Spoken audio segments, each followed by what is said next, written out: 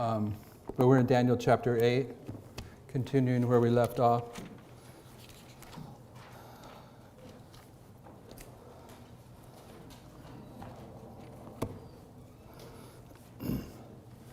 Daniel sees the vision of verses 1 through 12, and then he hears a heavenly dialogue asking how long shall be the child's own vision.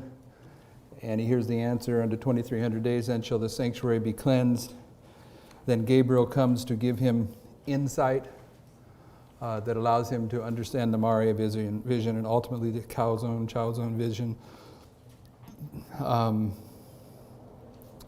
We have connected this with the book of Esther and the book of Nehemiah in terms of the palace of Shushan, suggesting that this is a witness to that these lines go together. And the book of Esther is emphasizing the decrees that take place at the end of the world, the Sunday law decrees. And they begin in the United States, so we're arguing that this is about the United States. And of course, there's always been some question marks about why, when the kingdoms of Bible prophecy are set forth in Daniel chapter 8, Babylon isn't listed. We understand why that's the case.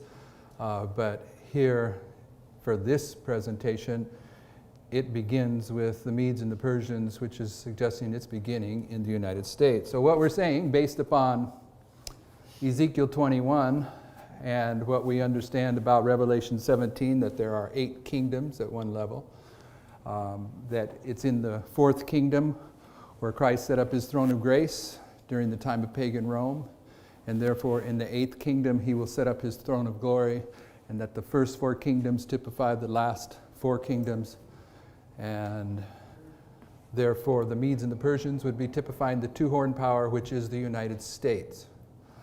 And in verse 3 of Daniel 8, it says, "Then I lifted up mine eyes and saw, and behold, there stood before the river a ram which had 2 horns, and the 2 horns were high, but one was higher than the other, and the higher came up last." So I'm applying these 2 horns to republicanism and Protestantism, the horns of the United States. And in Daniel 2, you have 2 shoulders. In Daniel 7, you have the bear with one shoulder higher than the other. And here you have the 2 horns on the ram, which one came up last. So this is a trick question. Maybe you're going to be right. Maybe you're going to be wrong. Maybe I'm wrong on this one. Maybe I'm right on this one. Which horn comes up last?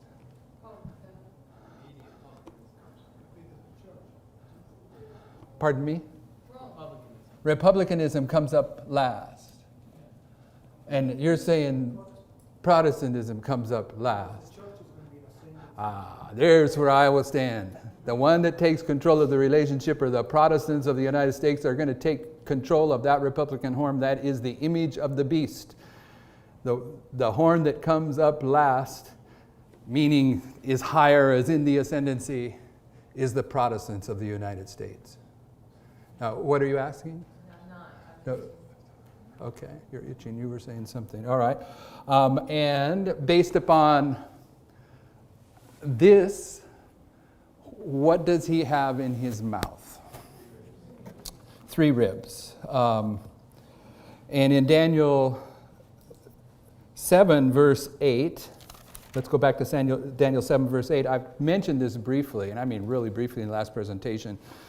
Daniel 7 and Daniel 8 are the same vision. And the kingdoms of Daniel chapter 7 are the political manifestations of the kingdoms of Bible prophecy, and Daniel 8 is the religious manifestation. And so in Daniel 7, verse 8, it's giving us an illustration of the political activity of the Medes and the Persians. And why do I have that? Oh, 8, 3, and 4, I'm sorry. I jumped ahead in my notes. In verse 4, it says, "And I saw the ram pushing westward and northward and southward." So here in chapter 7, you got 3 ribs representing the 3 areas, the political areas that were going to be conquered by this power. And this is repeated in the pushing. The word pushing means war against. But I'm suggesting that these three entities represent a double conquering. And this solves the issue that we have when we deal with the glorious land in Egypt in Daniel 11, 41 and 42. There is a political conquering that goes on in these kingdoms here at the end of the world. The United States is politically conquered at the Sunday Law. The Soviet Union was politically conquered in 1989. When the 10 kings agree to give their kingdom to the beast in Revelation 17:17, they are politically conquered. But there's also a spiritual conquering that goes on in this history when the threefold union of the beast, the dragon, and the false prophet come together, and Rome is the religious force that is guiding over all of them. And it is a struggle. Protestantism no longer is Protestantism at this point, because the only definition of Protestantism is to protest Rome. And the United Nations has its own religious manifestation, and it's very, very zealous to push its spiritualistic New Age religion. So for the United Nations to surrender to Rome, it is a conquering.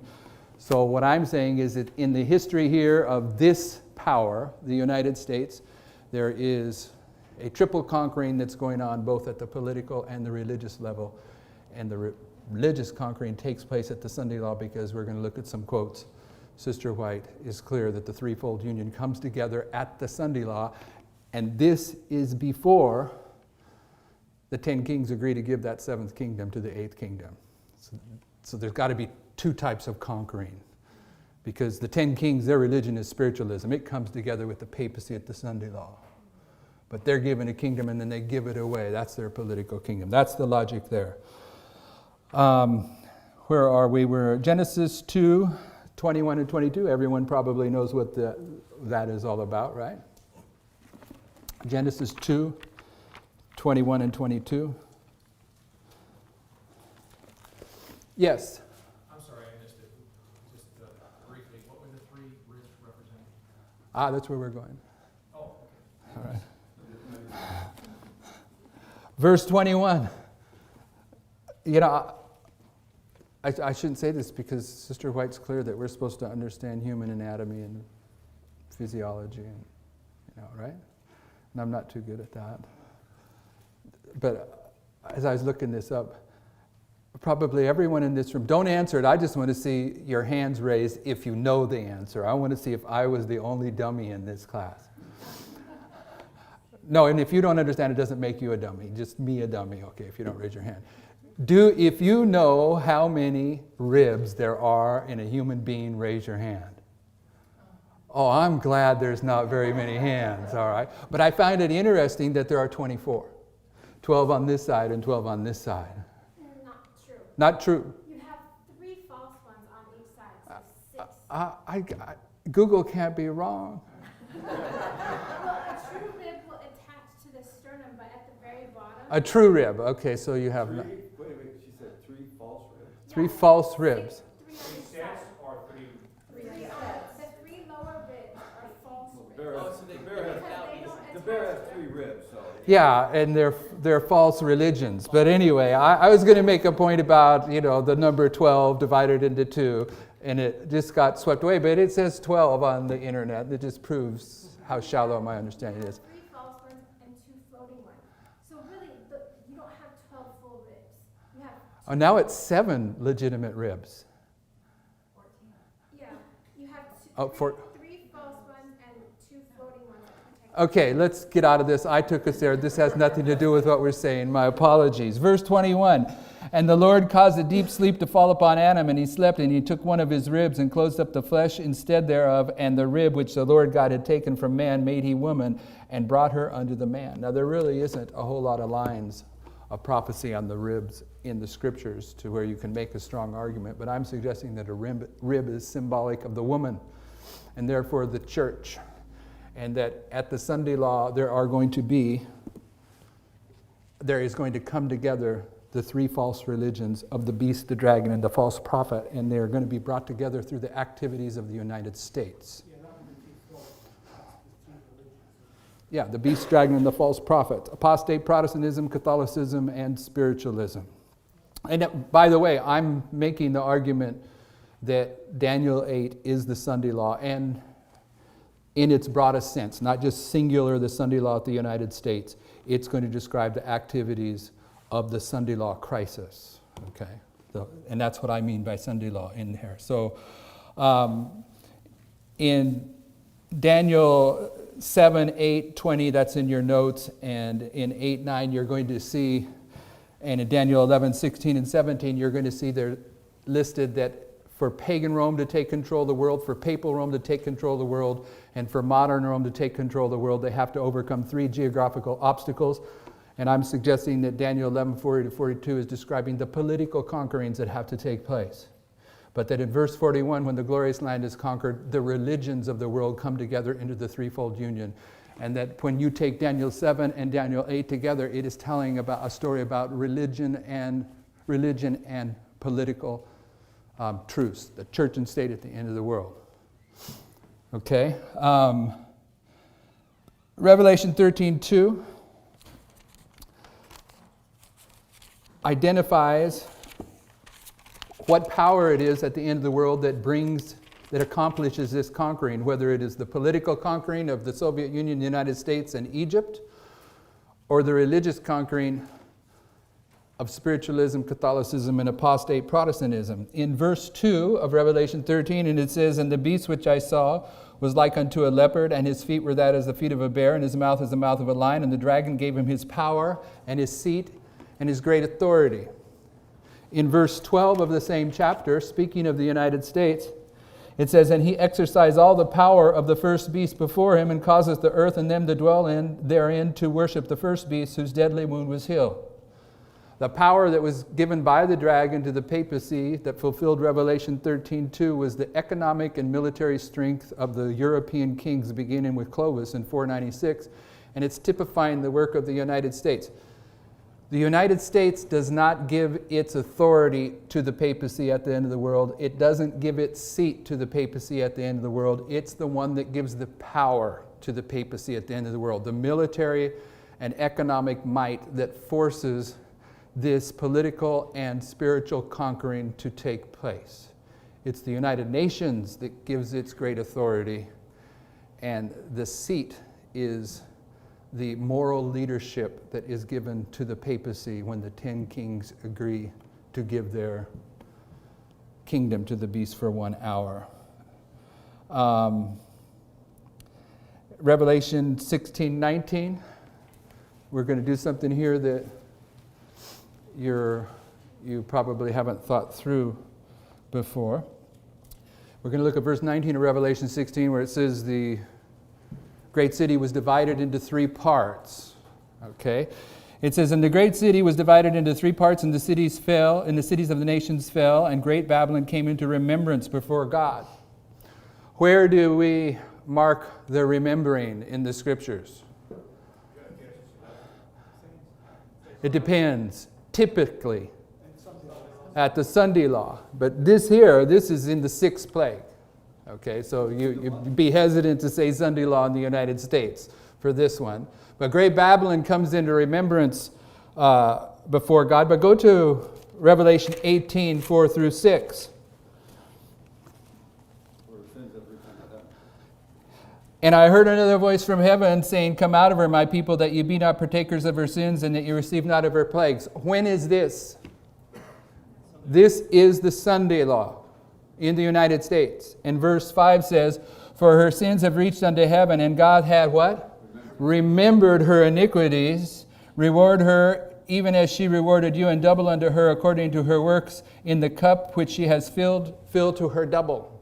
Her judgment begins at the Sunday law, and at the Sunday law, her sins come into remembrance. I know that this is the 6th plague we're looking at, but nevertheless, this has a reference to a judgment that begins back at the Sunday law, when the answer to the martyrs' questions, "How long until you judge the papacy?" And they're told to rest in their graves a little while until a number is made up. Like unto yourself. That's a paraphrase. Revelation 16, verses 12 through 16, you have in your notes if you want to read it from there. And the sixth angel poured out his vial upon the great river Euphrates, and the waters thereof was dried up, that the way of the kings of the east might be prepared. Okay. When were the waters of the Euphrates dried up, that the ways of the kings of the east might be prepared? Now, this is a major argument in Adventism prophetically between Uriah Smith after he was dead and Lewis Weir, who came into being after Uriah Smith died, I suppose. Maybe he was a little baby when Uriah Smith was alive. I doubt it. But what was the argument between Lewis Weir and Uriah Smith?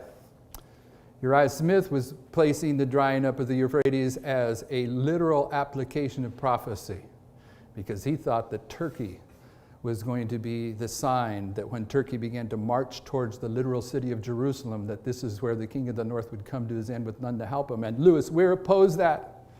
And what was Lewis Weir's counterposition to Uriah Smith? Who are the kings of the east according to Lewis Weir? Who's the king of the east in the scriptures? Who is the king of the east in the scriptures that is a historical figure? Cyrus. In Cyrus's story, was the Euphrates dried up? Okay, so there's a literal illustration, and Uriah Smith would tell you that this typifies Christ. When Babylon is finished at the end of the world, the Euphrates is dried up. It has prepared the way for Christ to come. Lewis Weir said that. I said Uriah Smith said that. Okay, so Lewis Weir is taking this and putting it at the second coming. But we know it happened in the time of Cyrus. Was there any other time when the prophecy illustrated by Cyrus was fulfilled? 1798. The Euphrates was dried up. The papacy was received a deadly wound. And what did it do? It prepared the ways for the kings of the east. Who's the kings of the east? Notice plural. It's the two-horned beast of the United States. What is the United States? Not in this context. In this context, it's preparing the way for the two-horned beast, the Medes and the Persians, to come under the gate. And what are they going to do? They're going to lead the world to Armageddon. How are they going to do that? They're going to bring together a threefold union of the beast, the dragon, and the false prophet. In Revelation 16 it says, "And the sixth angel poured out his vial upon the great river Euphrates, and the water thereof was dried up, that the ways of the kings of the east might be prepared. And I saw three unclean spirits like frogs come out of the mouth of the dragon, and out of the mouth of the beast, and out of the mouth of the false prophet. For the spirit of devils work in miracles, which go forth unto the kings of the earth and of the whole world to gather them together to the battle of the great day of the God Almighty." What happens first in this sequence of events? And it's in bold-faced. What happens with the three kings first? They come out. When did the false prophet come out into history? You didn't think you were going to get any questions, did you? You thought after lunch it was going to be an easy one. The false prophet came out into history. On April 19th, 1844, the false prophet came out. When did the dragon come out? When was the United Nations formed? 1945. Unless Google's wrong again. Okay. This was the United Nations website. So 1945. Okay, these end-time entities, they have to come into modern history. They have to first come out. And what do? After they come out into history, they got to go forth. Where do they go to? They go to the kings of the earth. And once they go to the kings of the earth, what are they doing? They're gathering together for the end of the world. All right, so this is a process. This is a long drawn-out process. This is what justifies this verse which says, "Behold, I come as a thief. Blessed is he that watcheth and keepeth his garments, lest he walk naked, and they see his shame." Okay, this doesn't fit into the sixth plague. It's too late to lose your garments in the sixth plague. This is a warning about this history that has to be, it can only be a warning if it takes place while probation is still open. All right, so there's something either for you and I to understand about this truth here at the end of the world that's going to benefit us in our character development, or it also has an application to the drying up of the Euphrates in 1798, and it's describing the activities of bringing out the end-time fulfillment of the beast, the dragon, and the false prophet that is going to lead the world to Armageddon. And I'm saying that when the Euphrates was dried up in 1798, that the ways of the kings of the East, the Medes and the Persians, was opened up because the United States is that entity that's going to bring together the threefold union. It's going to have three ribs in its mouth for the purpose of leading the world to Armageddon. I see some disconcerted looks, but that's okay. We will move on. All right. And you can see the references 1945 under come out. That's based upon the United Nations website. The beast comes out, modern Rome, at the Sunday law, when the United States pays homage to the beast. And of course, this is Isaiah 23. What happens in Isaiah 23 at the end of Isaiah 23? That's not what I'm looking for. She will be remembered. Okay, it's at the Sunday law. She is remembered. And this is where her sins are going to come into remembrance before God. And this is where her judgment begins, even though this is where she begins to repeat the history of Thyatira. Just a little tidbit there. I believe that this coming up, remembrance before God, will, in a practical manner, will be her being unmasked. And the world will then begin to remember what the papacy did back in the Dark Ages and all through those years. That makes logical sense to me. When people hear that, they will become angry. Okay, next quote's one familiar to us from the Great Controversy 389. That when the Protestants of the United States rejected the first angel's message on April 19th, 1844, they suffered a moral fall. But it was a progressive fall. It's not going to be completed until the history we're living in now. But in the warning of Revelation 16, you were supposed to watch and keep your garments, lest what? Christ come as a what? A thief. Okay, in the scriptures, Rome is the one that counterfeits Christ. And Rome is a thief in the scriptures, but Christ comes as a thief in connection with the close of probation. Notice the next quote from Manuscript Releases, Volume 14, page 96, center of page 12 of your notes. The world is in co-partnership with the professed Christian churches in making void the law of Jehovah. God's law is set aside, it's trampled underfoot. And from all the loyal people of God, the prayer will ascend to heaven. It is time, O Lord, for thee to work, for they've made void thy law. Satan is making his last, most powerful effort for the mastery. His last conflict against the principles of God's law, a defiant infidelity abounds.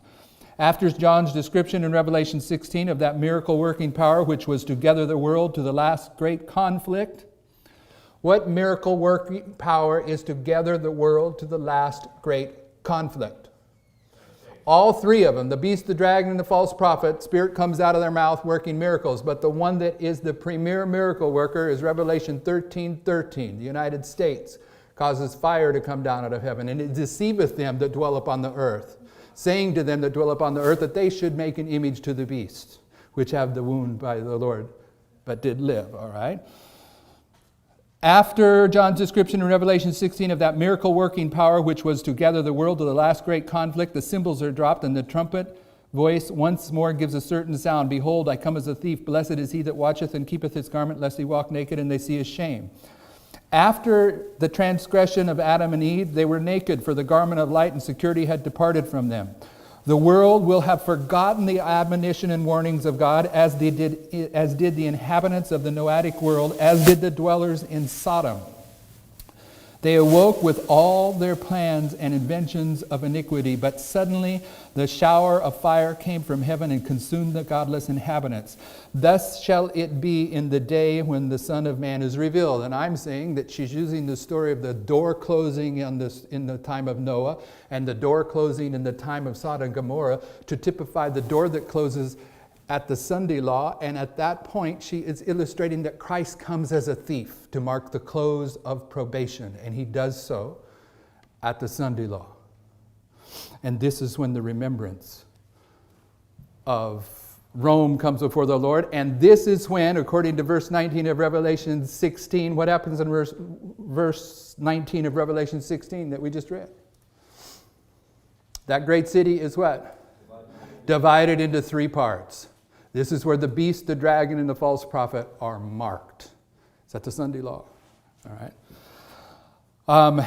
And you'll see a quote concerning Malachi 3, 1 through 4. Because in Malachi 3, 1 through 4, the messenger of the covenant comes suddenly to his temple, and Sister White's going to explain what suddenly means to us. This coming is foretold also by the prophet Malachi. The Lord whom you seek shall suddenly come to his temple, even the messenger of the covenant whom you delight in. Behold, he shall come, saith the Lord of hosts. The coming of the Lord to his temple. When did he come to his temple? October 22nd, 1844. The coming of the Lord to his temple was sudden, unexpected to his people. He came as a thief. He comes as a thief at the Sunday law. Okay, next quote. Testimonies, Volume 6, page 129. Here she's not going to put it in the context of Noah and Sodom. She's going to put it in context of the parable of the 10 virgins. We are living in the closing scenes of these perilous times. The Lord foresaw the unbelief that now prevails respecting his coming, and again he has given warning in his word that this event will be unexpected. The great day will come as a snare on all them that dwell on the face of the whole earth. But there are two classes. To one the apostle gives these encouraging words. You, brethren, are not in darkness, that the day should overtake you as a thief. Some will be ready when the bridegroom comes. Amen. And will go in with him to the marriage. All right, there's a marriage at that point. So all I'm saying is the warning in Revelation 16 about having your garments on because he's going to come as a thief. That's a warning about the Sunday law to you and I.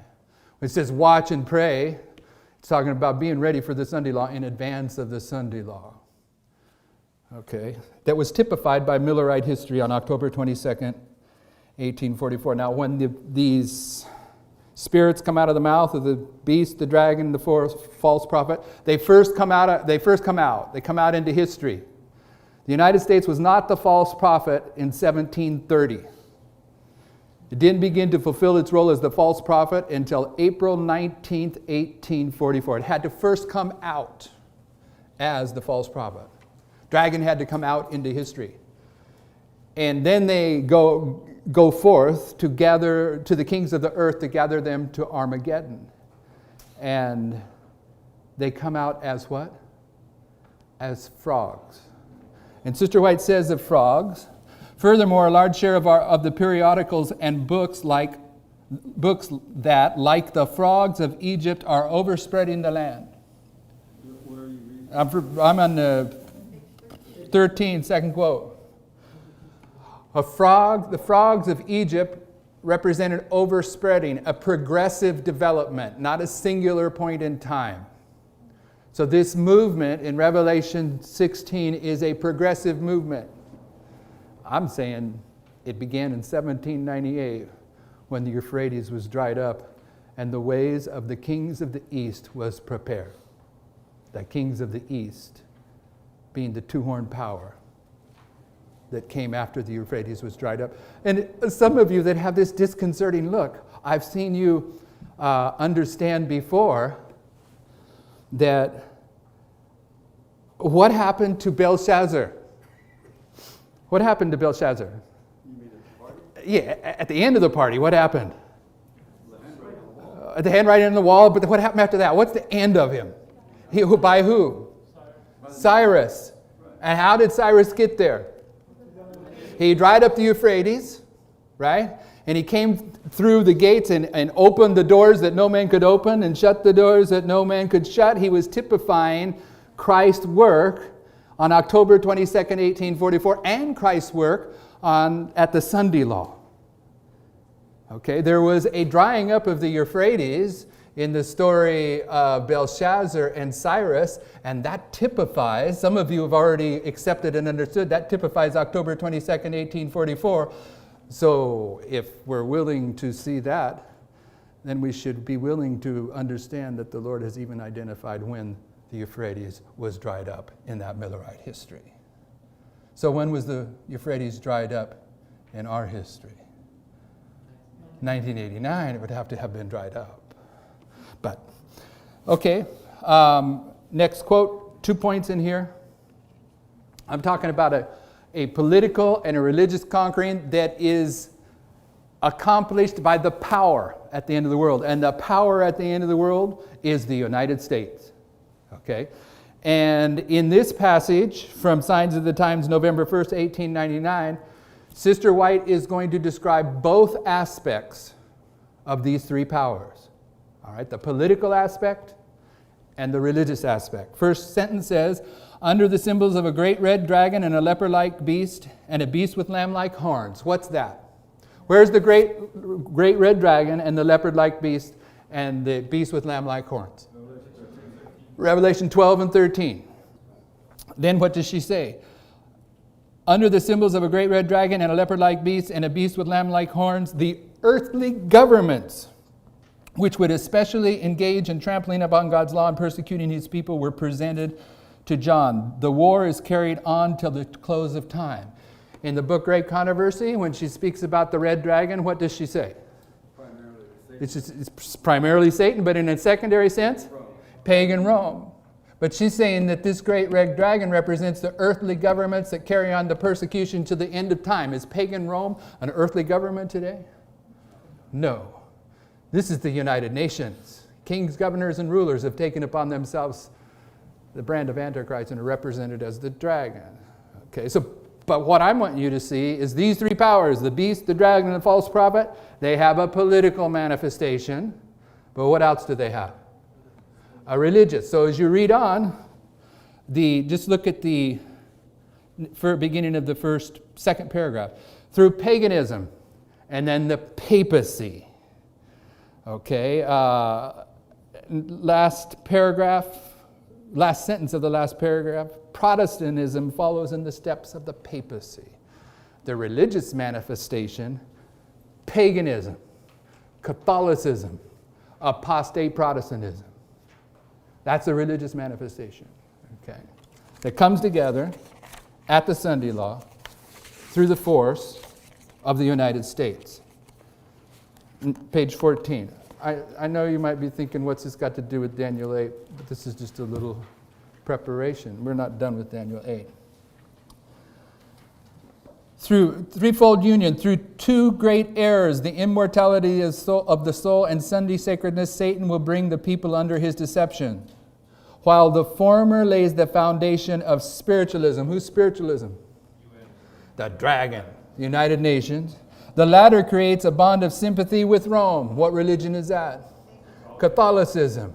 Okay? The Protestants of the United States will be foremost in stretching their hands across the gulf to grasp the hand of spiritualism. They will reach over the abyss to clasp the hand of the Roman power, and under this threefold union, this country will follow in the steps of Rome in trampling on the rights of conscience. Amen. Why are they brought together? It's the mystery of iniquity. It's drinking the false wine. Okay, but this is saying here is that they all clasp hands, all three of them. But notice the next quote. By the decree of enforcing the institution of the papacy in violation of the law of God, our nation will disconnect herself fully from righteousness. When Protestantism shall stretch her hand across the gulf to grasp the hand of the Roman power, when she shall reach over the abyss to clasp the hands with spiritualism, when under the influence of this threefold union our country shall repudiate every principle of its constitution as a Protestant and Republican government, and shall make provision for the propagation of papal falsehoods and delusion, then we may know that the time has come for the marvelous working of Satan and that the end is near. When does the threefold union take place? At the Sunday law. Okay. What happens at the Sunday law? Well, one of the things that happens is Babylon's sins come in remembrance before God. And that great city is what? Divided into 3 parts at the Sunday law. Okay, that's the 3 parts. You can see a couple more references to that. So what I'm saying is, this power here is identifying the role of the United States. I think the horn that comes up highest at the end is Protestantism, because that is the image of the beast. It's when the Protestants are ruling over the civil horn. Even though we're dealing with the fact that the civil horn of republicanism was conquered at 9/11, between 9/11 and the Sunday law, the Protestants are going to take control of the civil part of the United States. They're on the verge of doing that right now. And at the Sunday law, this is the power that's going to bring together the threefold union, at least spiritually, not politically, because the 7th kingdom still has to die. Haman's sons are going to live longer than Haman, and they still have to die when they give their 7th kingdom under the papacy. But the threefold union is accomplished there. Let's go back to Daniel 8.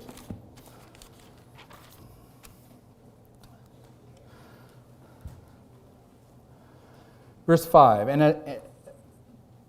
as I was considering, behold, a he-goat came from the west on the face of the whole earth, and touched not the ground. And the he-goat had a notable horn between his eyes. And he came to the ram that had 2 horns, which I had seen standing before the river, and ran unto him in the fury of his power. And I saw him come close unto the ram, and he was moved with choler against him, and smote the ram, and brake his 2 horns. And there was no power in the ram to stand before him, and he cast him to the ground, and stamped upon him, and there was none that could deliver the ram out of his hand. Therefore the he-goat waxed very great. I'm saying that this takes place at the Sunday law, where the 6th kingdom of Bible prophecy, the United States, is defeated, and that the 7th kingdom of Bible prophecy, the United Nations, begins.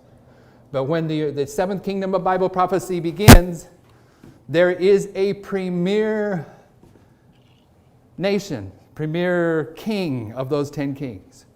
Who is that? It's Alexander the Great, is it not? Who's Alexander the Great? It's the United States.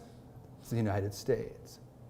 But what's going to happen to the United States as a member of the United Nations in the 7th kingdom? It's going to be broken and divided. Okay, go back to, keep your finger in Daniel 8, go back to chapter 2. This kingdom here that comes together, this is where the characteristics are. They're here, they're all here in the feet of iron and clay and the toes. These characteristics that are going to manifest here. They're here in Rome as well, pagan Rome of Daniel 7. But in the coming together of this threefold union, the false prophet, the dragon, and the beast at the end of the world, there are characteristics that come from Daniel 2 and Daniel 7 that need to be factored in here. Okay, just so I can understand. Now, you've already established that Medo-Persia was the U.S. Yes. Okay. Now you're saying that the USA is that local horn. Yes. Okay, I'm trying to... Okay, you have not been in the regular classes where this, for the last 6 weeks, this isn't any kind of condemnation or anything, and it's not an answer for you, but we've been grappling with this prophetic reality for a few months now, and it's this, that it's Ahab and the 10 kings, it's the ships of Tarshish and the other merchant ships, it's Haman who gets hung, and Haman's 10 sons. There is a role that is strictly the glorious land, but the preeminent horn of the 10 kings is the United Nations. So there is a United States. There is a, yeah, it's, by context you have to make the distinction, okay? And when this kingdom comes into history, And it comes into history when this kingdom dies, according to Revelation 17. 6th, 7th. When this kingdom comes into history, the predominant power is Ahab. It's the ships of Tarshish. It's the United States. Since it is the goat that strikes the ram, then it's showing maybe that the United States is the premier, it's going to destroy itself. You're saying the United States is going to destroy itself? And give places with seven kingdoms. I have no problem with that. There's a level of, that's just exactly what's going on in the United States right now. So the notable horn is signifying its role as one of, he's serving two masters. He's serving the United States, and he's going to kill the one. Okay, the trick here isn't the notable horn. The trick is that the notable horn is going to be broken and 4 horns are going to come up in its place. Is it because it is a progressive thing that you can have this? No, they both typify the United States in their prophetic context, is what he's telling you. Yes, I understand that. Pretty obvious. See, the heart of the United States is manifested at 9/11 with the Patriot Act. That's the heart of the dragon. Okay, and on the first day of the first month, in Ezekiel 29, verse 17, the first day of the first month, Egypt is given to the papacy, to Nebuchadnezzar. Okay, Egypt at 9/11 was given to the papacy, and at 9/11, Egypt was the United States. But we teach that Daniel 11, verse 41, the glorious land is the United States, and that Egypt is the 10 kings. This is the trick that you see coming up over and over again, is you have to make a distinction of whether the United States is singularly the United States, or is it Ahab, the head king of the 10 kings, the one that is the most directly in the unlawful relationship with Jezebel. So this is just that illustration one more time. This is the more simple one. This horn here, that's the United States. But what happens to this horn? It's broken, and out of its roots come what? What's that teaching us? What's that teaching us? 4 notable ones. Worldwide. This is identifying a worldwide government. If you want to see the number 4 marked as worldwide, just type in 4 winds world into the writings of Sister White, and she will repeatedly talk about the 4 winds of strife covering the whole world. Even secular people know that a symbol of the world is east, north, south, and west. And that is the point of this kingdom, is it is a worldwide kingdom. Global. United Nations. Where are we? Daniel 2. This last kingdom in Daniel 2 here is being typified by this history here. It's being typified by this history and this history, pagan Rome. Okay? So the characteristics from the legs of iron and the feet with the iron and clay and the 10 toes, and Daniel 7 with this iron kingdom that has 10 horns, those all come into this final kingdom of modern Rome. And speaking of Daniel 2, in verse 42, and as the toes of the feet were part of iron and part of clay, so the kingdom shall be partly strong and... I went to verse 41.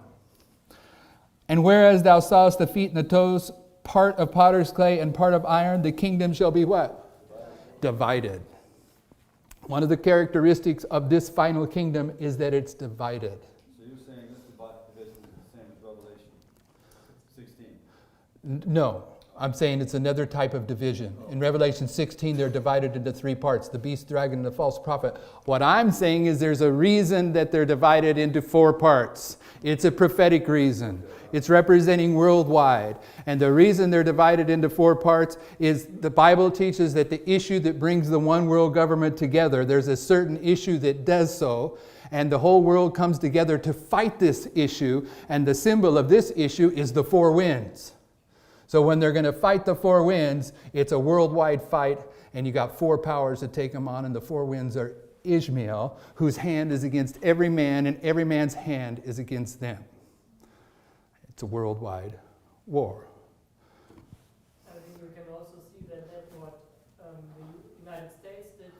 Sunday law is now exported to the whole world because the whole world follows the example of the Sunday laws, right? They are all, Image of the beast test confronts the whole world. yeah, and first is United States and then the whole world passes Sunday laws successively.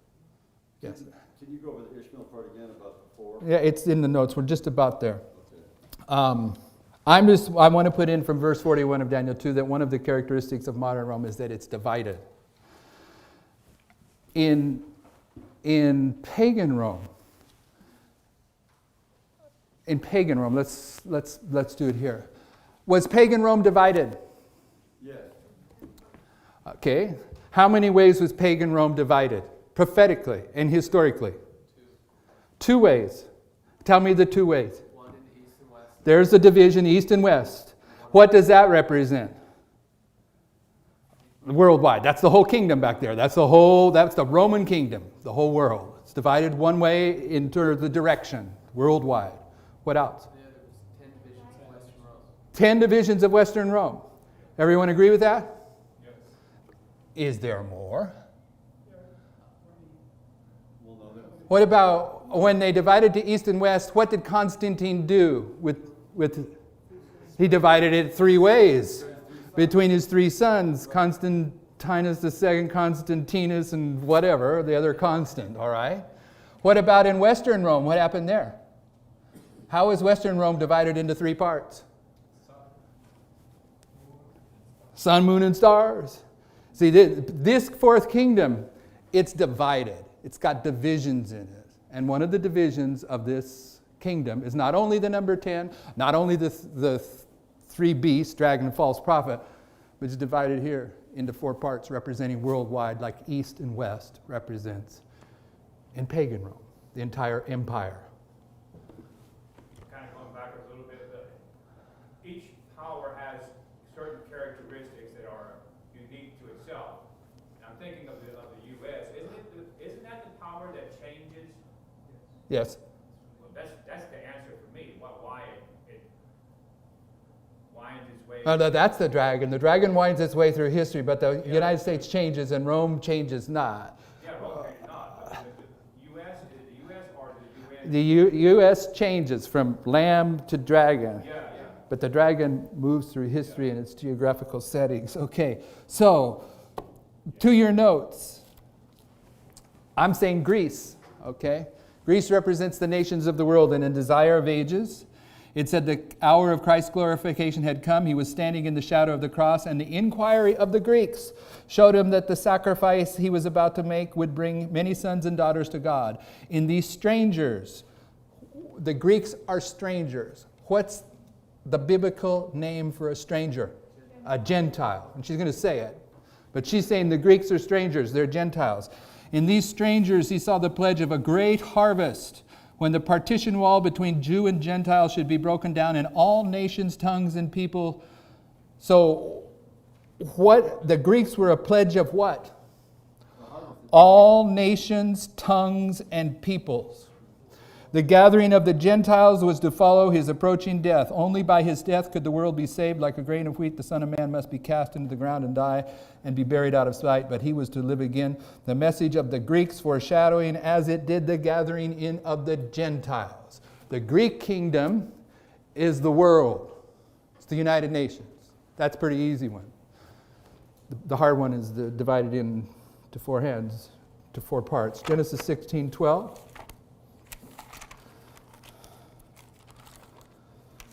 We all know this. And he will be a wild man, and his hand will be against every man, and every man's hand against him, and he shall dwell in the presence of all his brethren. From your notes, angels are holding the 4 winds, represented as an angry horse seeking to break loose and rush over the face of the whole earth, bearing destruction and death in its path. The issue that brings the one world government together is Islam. Islam is the 4 winds. And the one world government is going to deal with the 4 winds with a worldwide response. 4 horns. Okay. Angry nations. we should all be familiar with that. The nations were angry. Revelation 11:18, Luke 21:25 and 26, the distress of nation in the Millerite history. Islam fulfills that role. Ahab and the 10 kings in your notes on page 15. Haman and his 10 sons. Tarshish and the 10 merchants. These are just a few references to these 10 kings, which are the United Nations at the end of the world, that there is a premier king, and that premier king, Ahab, Haman, is the United States. So I didn't miss that. That was a worldwide response to the full horn. Yeah, you got to see that. I'm passing over this a little bit quickly, but you have to see that, and I'm almost at the point where I want to bring out the chart in order for you to see that, okay? But we'll go back to Daniel 8 now, and you'll see what I mean about the charts.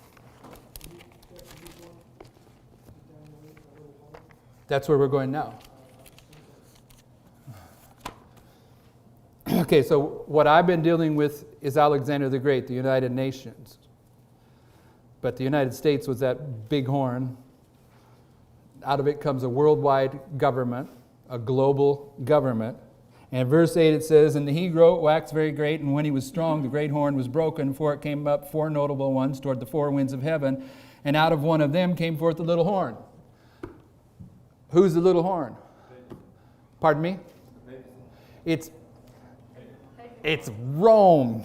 If you're going to answer it right, you got to say it's Rome, because it's both pagan and papal Rome. Yeah, but nevertheless, we're talking about at the end of the world. If Greece is the United States, then the little horn is pagan. Ah, no way. We'll have to work through that one. We'll get straight with that one in a moment. But what I want you to see here isn't that. We're not there yet. I want to show you something here.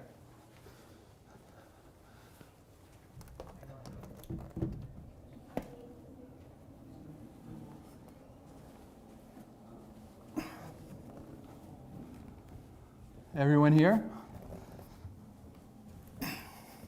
Now we're all chart people. Yeah, but I got screws there that won't let me do it. Maybe on this one. Yes. Put it on the table here. This is a minor point. I may be making a lot of work over nothing. But if you really haven't grappled with the arguments over the daily in Daniel 8, no, there's good though, solid. Then it may not be significant to you. If I was to bring out I'm going to bring out the 1843 chart. Where are you going to put it? These are solid. These are solid.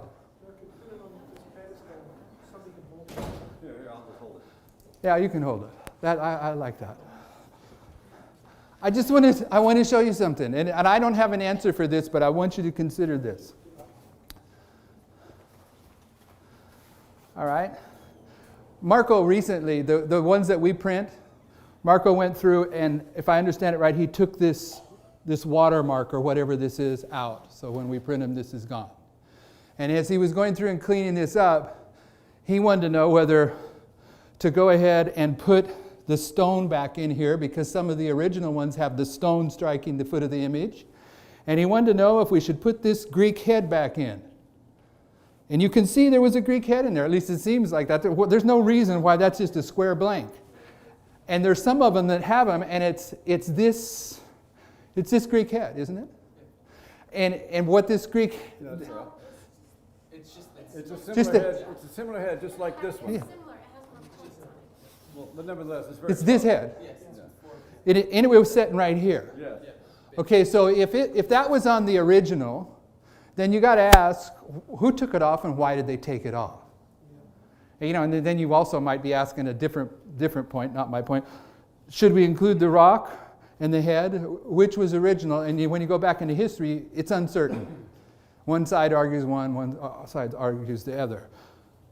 So, yeah, but you can't prove which was the original. You can, some people argue this was the original, and some say, no, this was the original. We don't want to get in that argument. That's not what we're dealing with. Thank you. What I want you to see is this head. My argument for why they took this head off is this. This horn here is what? It's the little horn of verse 9. This is Alexander the Great. He had a notable horn. It was broken. 4 horns came up from it, and at the English reading of the King James Bible, grammatically, you read it, this little horn came from one of those horns. Okay? When the Millerites made the chart, perhaps they had this on there because they were just reading the original English. All right? They didn't understand that in the Hebrew, that little horn didn't come from these 4 horns. Where did it come from? For the 4 winds. And that wouldn't matter much, okay? That wouldn't matter much until you get to the 1970s. Because in the 1970s, there's a heretic that comes into Adventism that sweeps out I don't know how many thousands and thousands of Seventh-day Adventists left the Adventist church over this heresy. His name's Desmond Ford. Okay, and his foundational premise to prove why 1844 was wrong is this horn. He says this horn came from the Greek horn. And therefore, what we're teaching about Rome and the 2300 days in Daniel 8:14 is false. Because we're teaching that this is the Roman horn and that it's identifying the papacy and the Pope ultimately. And he's saying, no, this came from Greek, and therefore the fulfillment of this extension of Greek is Antiochus Epiphanes. And he sweeps away the 2300 days of spirit of prophecy and a bunch of people that weren't studying for themselves who went with him. Okay, the pioneers, I don't think, understood the Hebrew of Daniel that's making this distinction, and I don't think you can prove it from the King James Bible. At the surface, this little horn appears to come out of this horn. It's only when you get in there in the Hebrew, which I don't understand, that you realize that this little horn came from the 4 winds. Okay, that's why I wanted to get it. You see the problem here. That's why I wanted to bring this out. Because that's where we're at now. Where does this little horn of verse 9 come from? Does it come from the United Nations, or does it come from the 4 winds? Did you follow the dilemma that I just put us into in this application?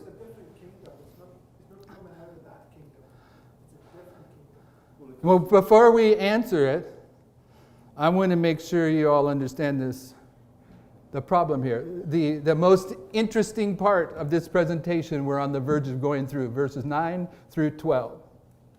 Okay, so I want you to make sure you understand what I'm saying. Let's read verse 8 and 9 again. Therefore the he-goat, Greece, Alexander the Great, waxed very great, and when he was strong, the great horn was broken. Alexander the Great dies. And for it came up 4 notable ones toward the 4 winds of heaven. And out of one of them came forth a little horn, which waxed exceeding great towards the south and towards the east and towards the pleasant land.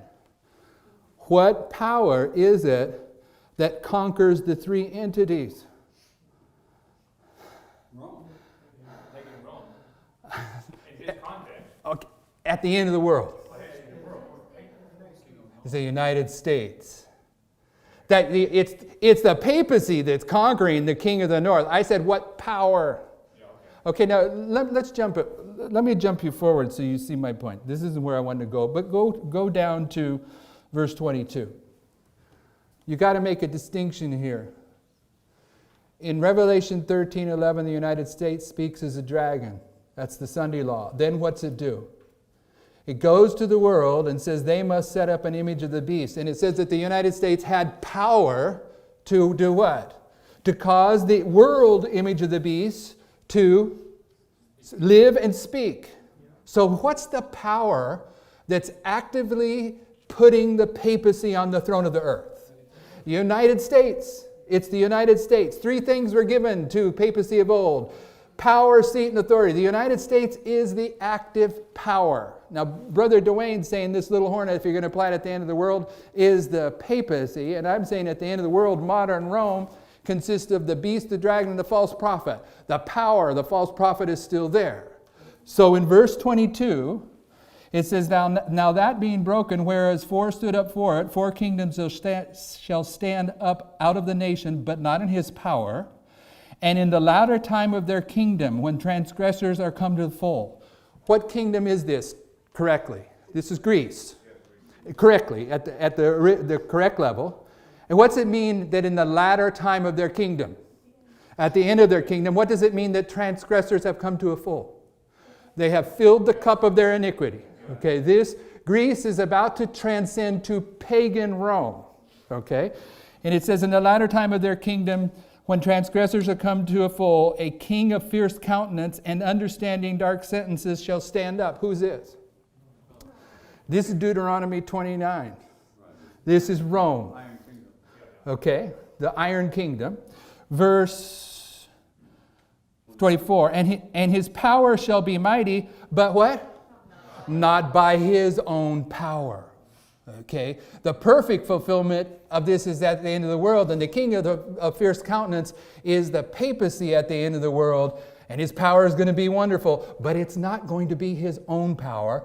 What power is it going to be? It's going to be the power of the United States.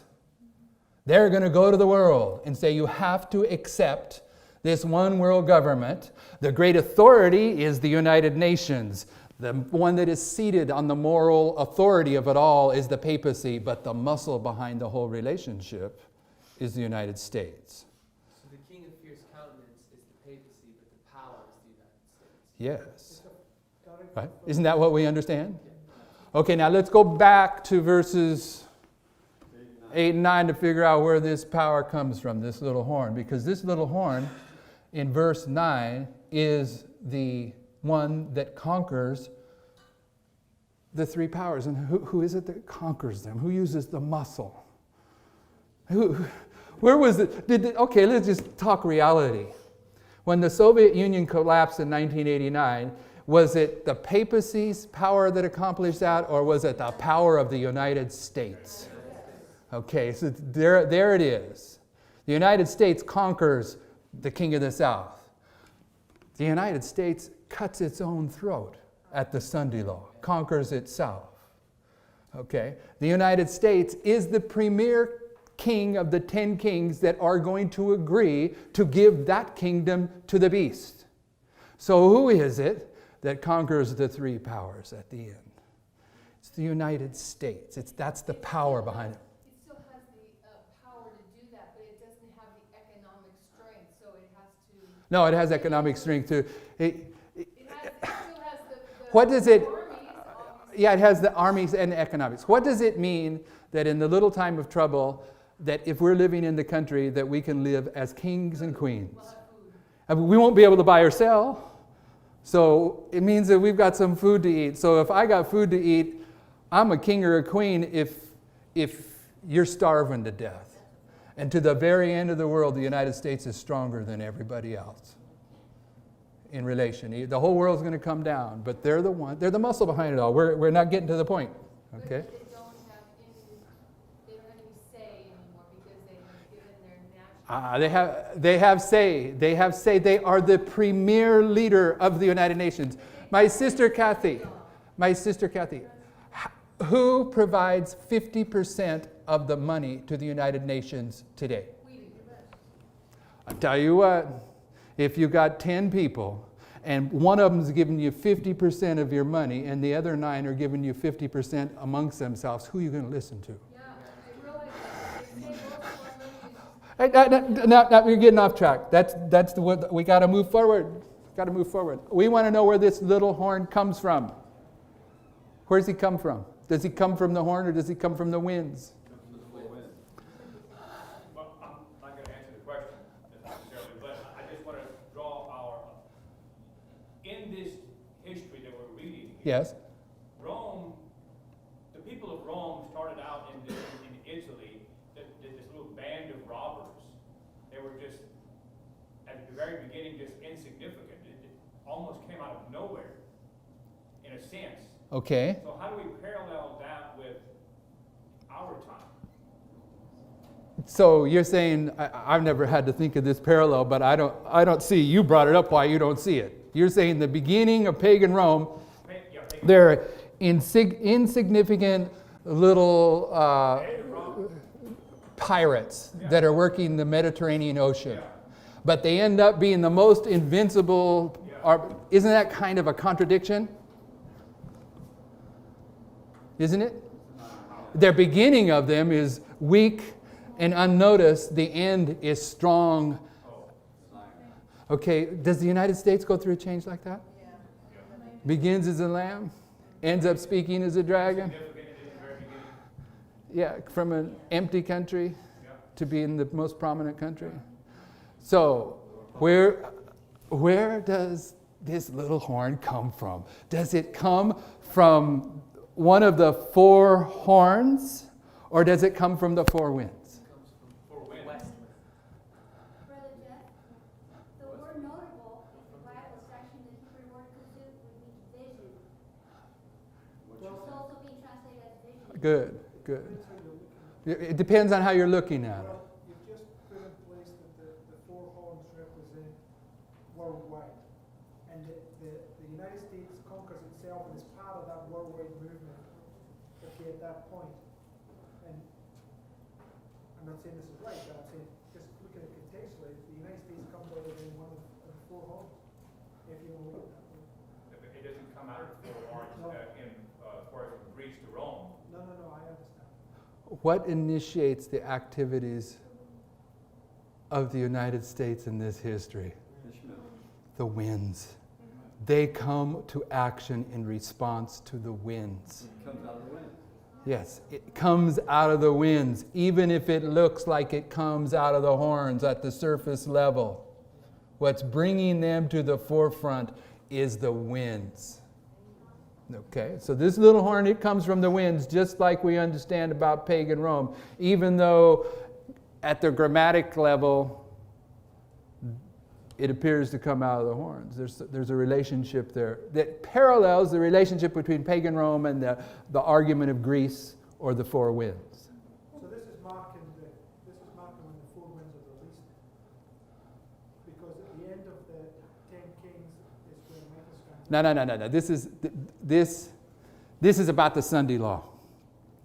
Okay, what's conquered at the Sunday law? Where's the threefold union is in place at the Sunday law. The United States is being marked here in verse 9 as the one that takes this threefold union.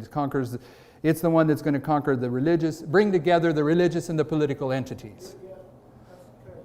You're talking about the three religious aspects, the three frogs of the Sunday. But you are talking here about political conquering. Yes. That's what we're looking at here. And it says the 10 kings will go for a short space. But when the universal Sunday law comes, that's when the man sits back on top of it. That's what we're talking about here, is it not? No, I don't think so. I think if you're going to apply this prophetically now, you're going to see that this in verse 9 is going to describe the relationship between the United States and the papacy. It's marked at the Sunday law. It's being marked at the Sunday law. What is this verse in terms of masculine and feminine? It's the masculine little horn. Okay? This is the United States. What's the next verse? It's feminine. And what happens in the next verse? Verse 10. And it waxed great even to the host of heaven, and it cast down some of the hosts and the stars to the ground and stamped on them. At the Sunday law in the United States, who is the host?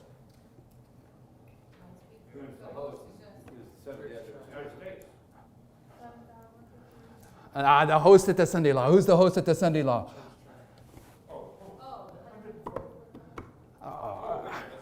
That's close, but you're not getting my point.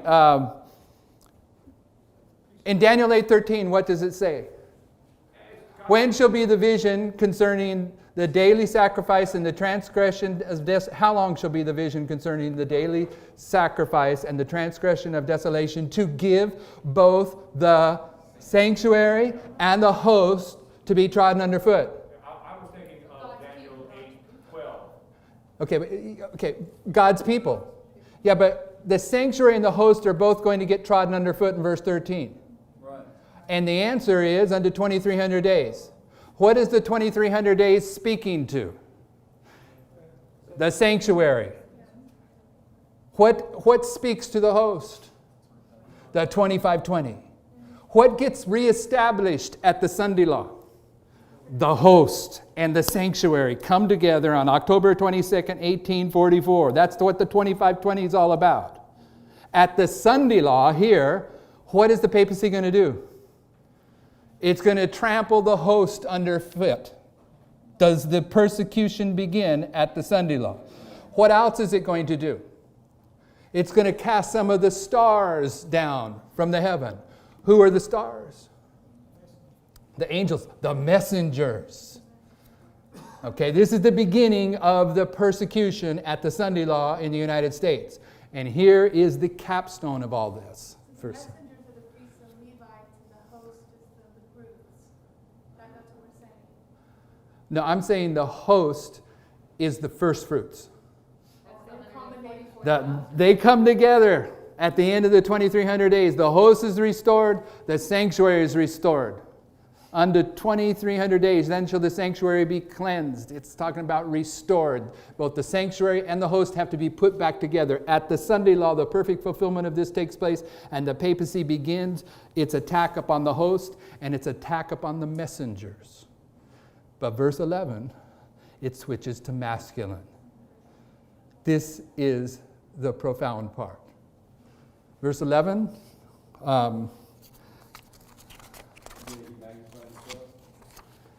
yes. Yea, he magnified himself even to the prince of the host, and by him the daily sacrifice was taken away, and the place of his sanctuary was cast down. Who's the he here? Yeah, well, first things first. Who is it in the pioneer understanding? Pagan Rome. How did pagan Rome magnify itself, and who did it magnify itself towards in this verse? To Christ. To Christ. Fulfillment of Daniel 9. Okay, so how did it do this? Pardon me? By crucifying Christ? By trying to kill him at his birth? Pagan Rome magnifies himself to the prince of the host, and by him, or through him, or from him, the daily paganism was what? Lifted up and exalted. Okay, in order to lift something up and exalt it, what do you have to have? Oh, I remember. Don't say, okay, you're getting right to the heart of it. If I'm going to lift up and exalt this doily here, is that what this is? Is this a doily? I have to be here. There has to be someone to do it. Someone has to lift it up and exalt it, right?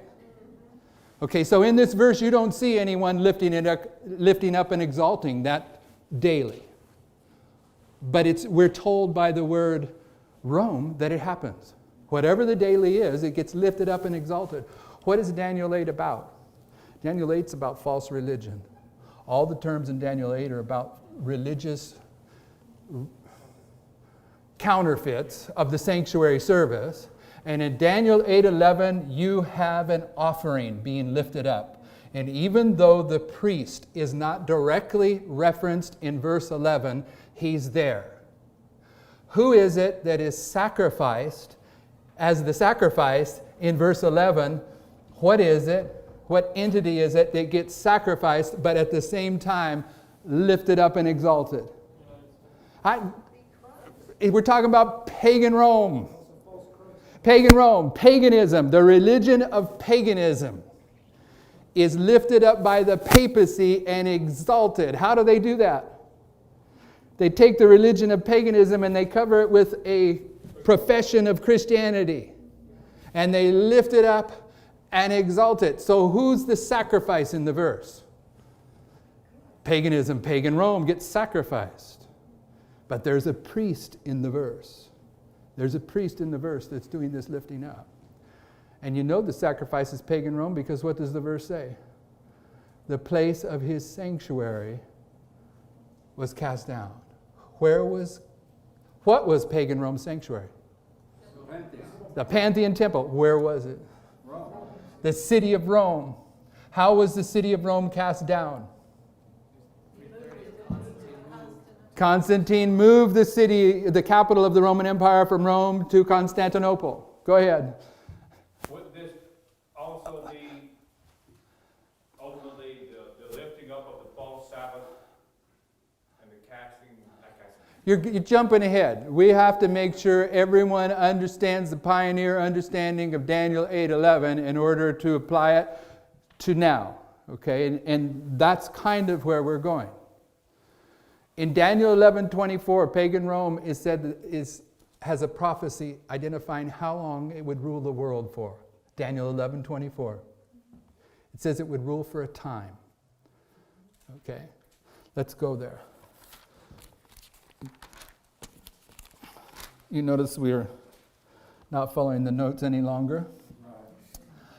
He, pagan Rome, shall enter peaceably upon all the fattest places of the province, and he shall do that which its fathers have not done, nor fathers' fathers. He shall scatter among them the prey and the spoil and the riches. Yea, he shall forecast his devices against the strongholds.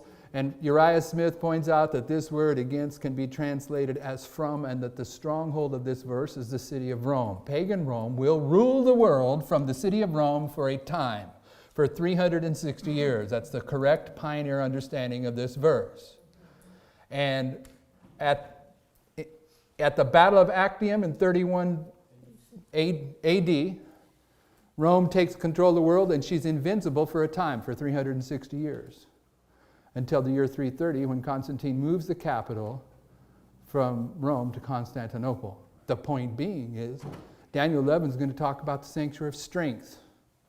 What's the sanctuary of strength for Rome? Rome. It's the city of Rome. When pagan Rome ruled the world from the city of Rome, it was invincible.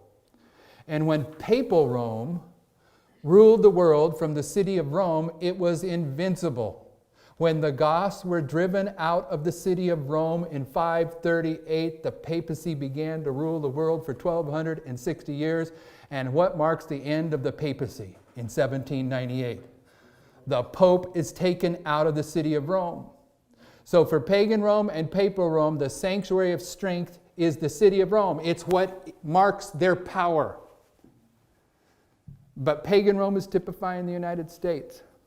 What is the sanctuary of strength for the United States? Constitution.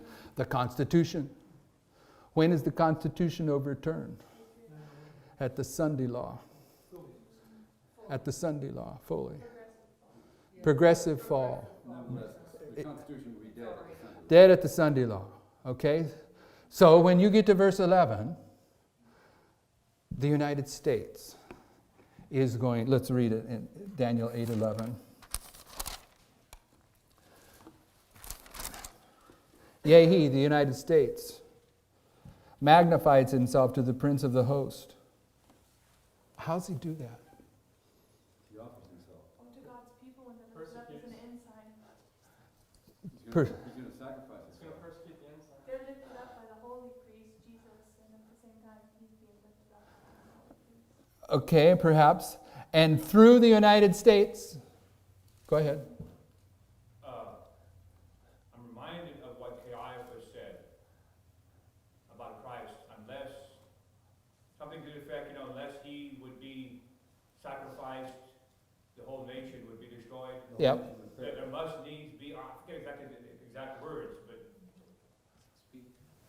that seems to me to be what this is talking about. I'm not sure how to say it. The United States is going to determine that if he doesn't eliminate the faithful Sabbath keepers, the United States is going to collapse. Yes. That would mean that there would have to be a tremendous crisis that brought to the political fervor and mentality of the United States to reach that point in time. When does that crisis begin? At the midnight cry. All right, the midnight cry. When Balaam gets crippled, all right, at the wall. Okay, there's going to be a mentality created in the United States where they're going to realize that these Sabbath keepers are the troublers that are represented by Elijah. But that's not where we're going. Yea, the United States magnified himself to Christ, and through the United States, paganism is lifted up and exalted. But in order to lift up and exalt this offering, what has to happen? What do you have to do to an offering first? You have to cut its throat. Okay, the United States is going to die, but it's going to be lifted up as an offering. Who's going to lift it up as an offering? The papacy. So this is priest. The papacy is the counterfeit high priest. When does this take place? When is the place of his sanctuary cast down? It's the Sunday law. Okay. Now the argument for this is not alone this verse. Satan is making a counterfeit offering at the Sunday law based upon Daniel 8:11. The United States Protestantism has just been surrendered, slaughtered. It's being lifted up as a satanic offering at the same time that Christ is lifting up an offering. Who's the offering that gets lifted up at the Sunday law? The ensign. How does this relate to the cross? I've been lifted up with your almond. Yes, but what were you thinking? Barabbas. There's a false offering at the same time. Choice is going to be made. That's Daniel 8:11. That's the Sunday law. The United States is not just dying at the Sunday law, it is the offering. The Protestants have been silenced. The Reformation is dead, except for this ensign that gets lifted up. Troublers of Israel. Yes. Now, verse 12. Verse 12, and we passed over some notes that we'll go back to, Lord willing. And a host, this is feminine or masculine? This is feminine. Verse 12. Masculine, feminine, masculine. Yeah. There's 4 verses. Masculine, verse 9, feminine, verse 10, masculine, verse 11, feminine, verse 12 of Daniel 8, and it says, yea, and a host was given, that word him is added, because it's feminine. A host is given the papacy. What's the host here? Army. An army. Who gives their army to the papacy? The United States, all right? And a host was given him against, and this word against, Uriah Smith tells us, from the daily. Who's the daily in the previous verse? The United States. An army is given to the papacy at the Sunday law. It's already given to him back in the Ronald Reagan years, essentially. Sunday law, it's a whole new ball of wax. This marks when he's in control. This is marking when it's going to start getting intense. An army is given to him, how? By reason of, what's the transgression here? Combination of church and state. What is this? This is the image of the beast, but what is this? Mystery of iniquity, yes. When Christ came to the most holy place on October 22nd, 1844, he was fulfilling more than one thing. He was beginning the investigative judgment. What else was he doing? He was coming to receive a kingdom.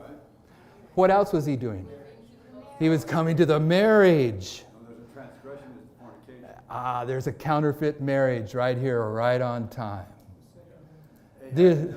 The second image is being formed between Ahab and Jezebel. The counterfeit marriage that we mark at this point is taking place right when Christ is coming to the marriage of the perfect fulfillment of the 2300 days. Questions? I see one. I see 2. Take one at a time. Daniel 8:11 parallels Daniel 11:30-31. So Daniel 11:30-31 needs to be put into this picture sometime. It's in the notes. I don't think we're going to get there, but it's in the notes. Daniel 11:31 and Daniel 12:11 through 13 need to be put in place. And then you have the issue of the sir and the rum there that needs to be figured out. Oh, yeah. Yep, you got to get this one first. So here's what I'm saying.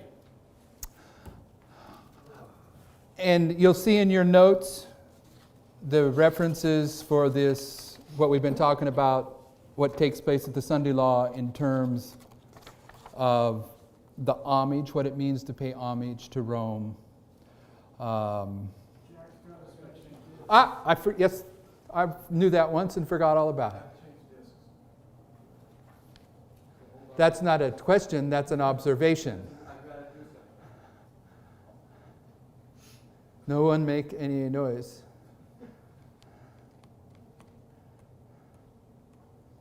I'm going to go back over this now, real quick, when he gets his disc on. I only have a half hour left on mine, so it's got to be within the next half hour. That he changes the disc? No, that we're done.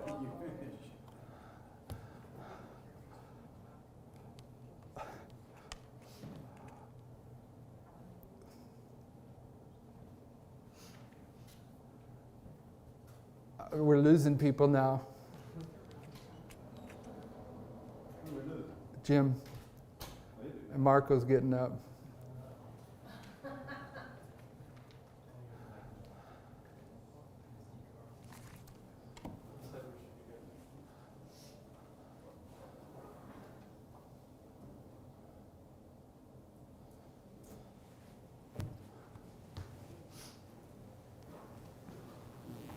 One little piece of tidbit information I found If it's short, while we wait. I think he's about ready to fire. I saw that ISIS, I figured out where they got the name ISIS. It is I thought it was an acronym. no, ISIS comes from the Masonic lodge that was formed in Iraq and with the British around 1830. And it's an arm of Freemasonry called something or other, Honorable Brotherhood of ISIS. It's those Brits. Brother Jim, do you know where the king of the south was taken down? That actually England was very much involved in that process too? Yeah, yes. Yeah, we're ready. We're rolling now. Okay? So what I'm saying is, when Gabriel comes to Daniel to explain to him the Mare vision, he takes him not to the 2300-year prophecy, he takes him to the 2520, to the last end of the indignation, and tells him at the last end of the indignation shall be the vision.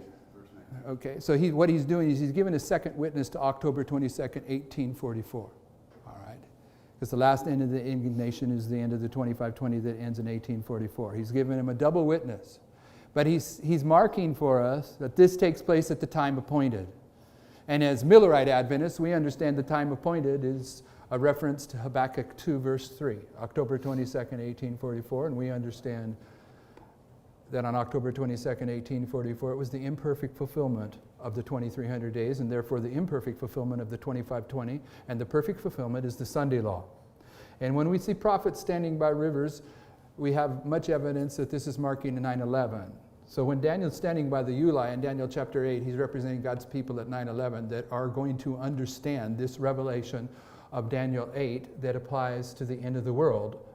But they can only do so if they are standing upon the foundations, the Millerite understanding of Daniel chapter 8. Amen. And if we understand the Millerite understanding, they understood that the kingdoms of Bible prophecy were 4. That's what they understood. But we're understanding from Revelation 17 that at one level, the kingdoms of Bible prophecy are 8. But we're understanding that the last 4 parallel the first 4. And once we have that in place with the key of Ezekiel 21, knowing that Christ set up a kingdom of grace in the 4th kingdom in his time period, and that he sets up the kingdom of glory in the 4th kingdom of our time period, this parallel allows us to put these kingdoms of Bible prophecy going vertical, right? Horizontal. I thought horizontal, but I thought, no, that's probably wrong. Horizontal. So we're looking at the fact that in Daniel chapter 8, Daniel begins his story right here in the time of the 2-horned beast, the United States. And what I'm saying is the revelation that's coming from Daniel 8 is that the time appointed in this chapter is just what the theologians of Adventism argued against me all along. Because they said the word how long in verse 13 meant when. And I says, no, it's duration. Pioneer understanding is duration. But they were half right, and I was half right because it's both. Here at the end, it's when. When is the vision fulfilled at the end? At the Sunday law. It's a point in time. Daniel 8 is about what takes place in the Sunday law time period. This kingdom, the United States, is going to have a horn lifted up. That's the Protestants taking control of the United States, raising up the image of the beast. And about the time they do that, this kingdom here is they're going to die, and this kingdom's going to take over. But this kingdom, the premier king of this kingdom is the United States. But the United States, the United Nations, it's going to be forced in this history to do battle with the 4 winds.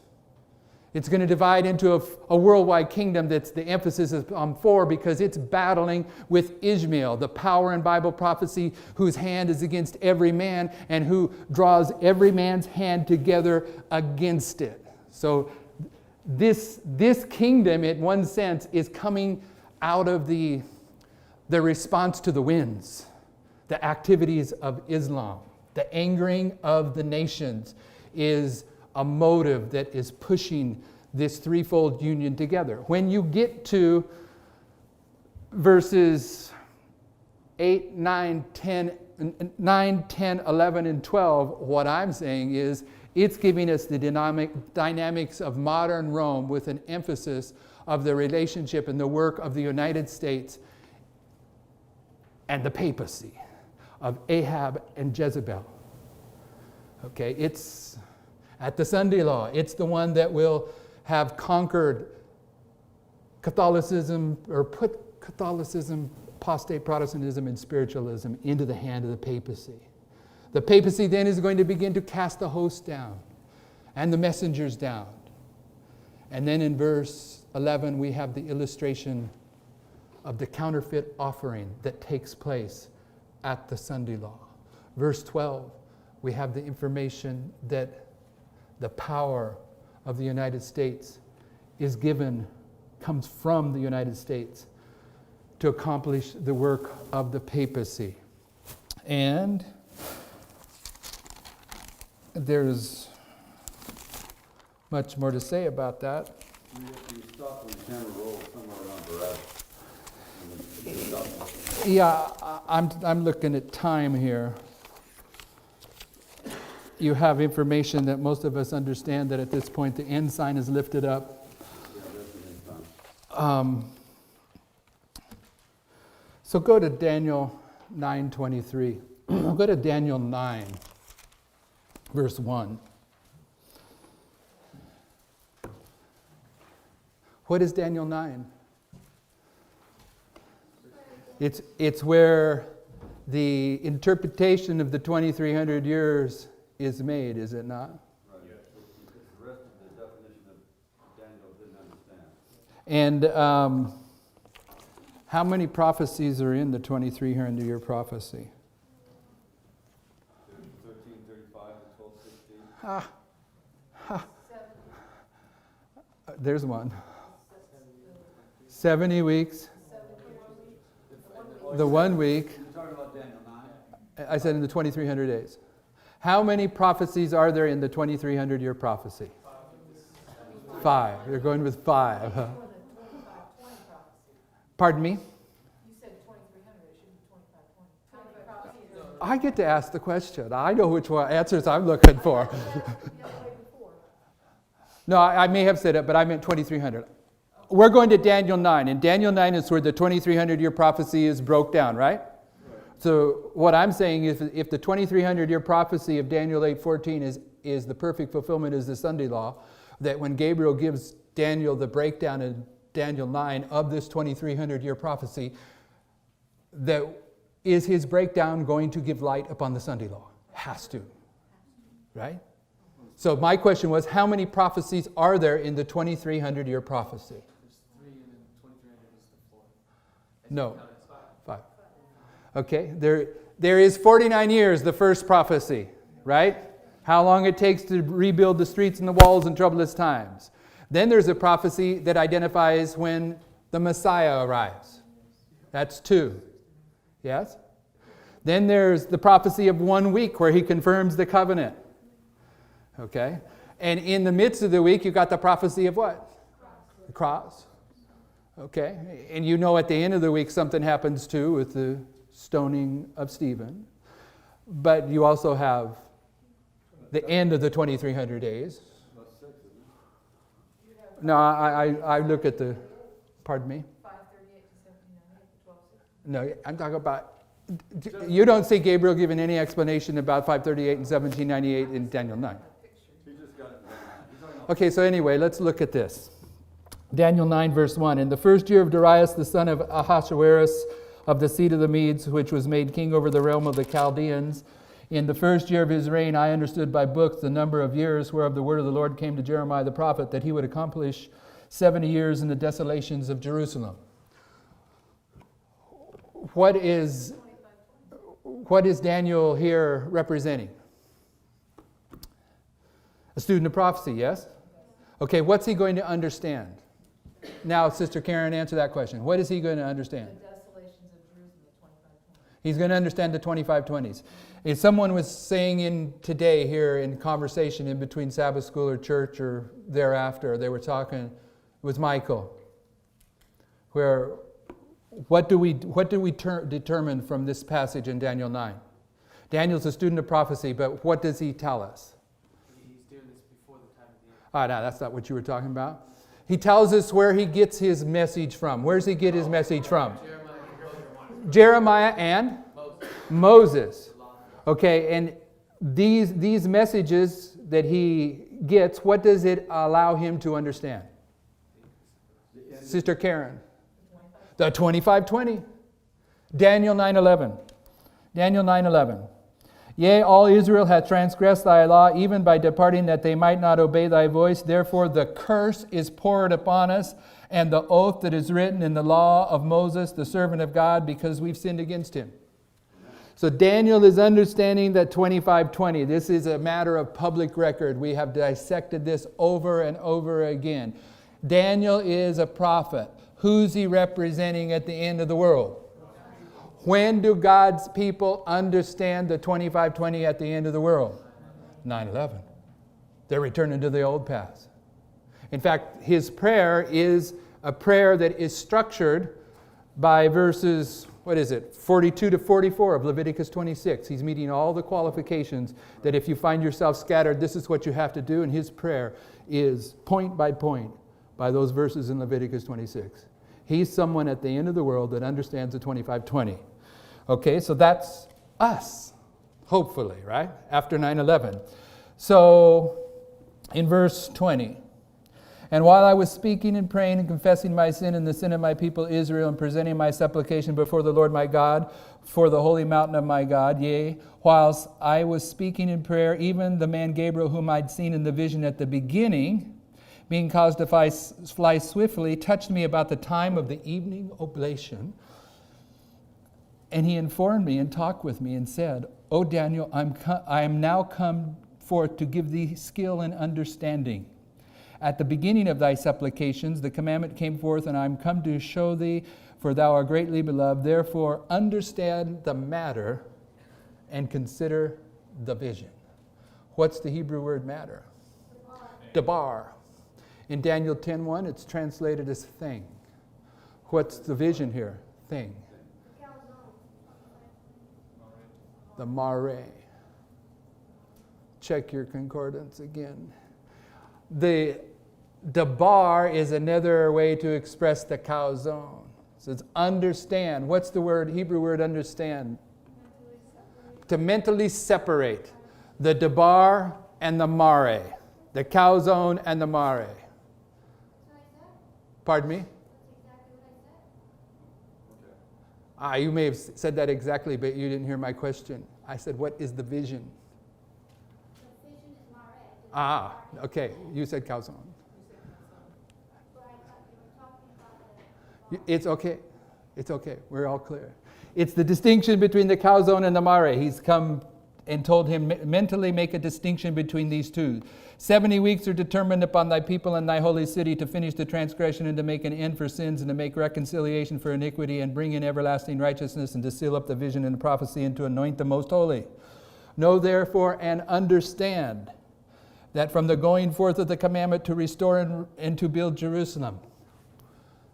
When does the commandment go forth to restore and build Jerusalem take place?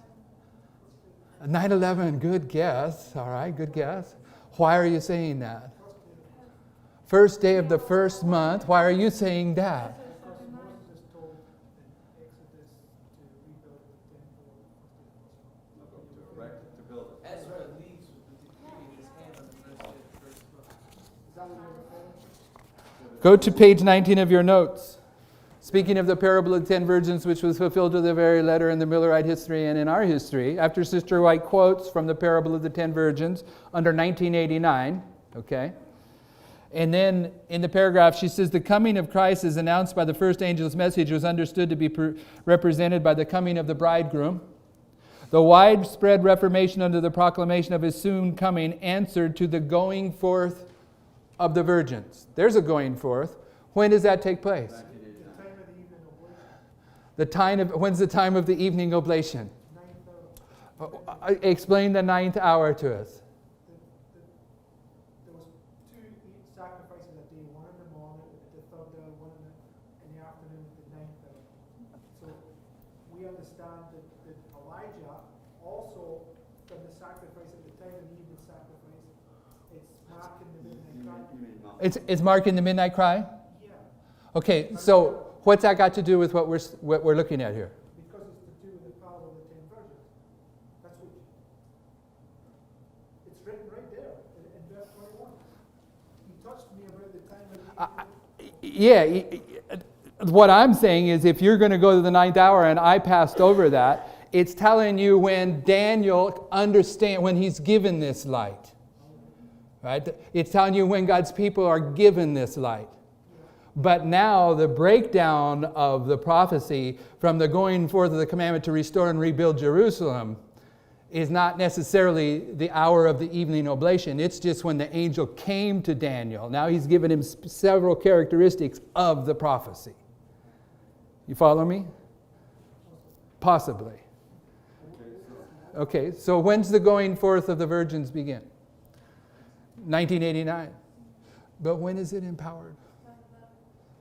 9/11. So we always have that you always have to figure that out by context. The city of Jerusalem, and the answer was 1989. It's the same as the parable of the 10 virgins. Yes. Okay.